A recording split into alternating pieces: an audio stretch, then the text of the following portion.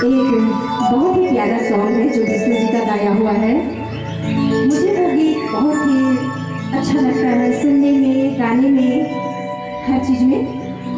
और वो मेरे क्या बोले दिल के बहुत करीब है वो गीत। मैं जब भी ये गीत गाती हूँ लगता है विष्णु जी मेरे सामने खड़े हैं, मैं उन्हें देख रही हूँ।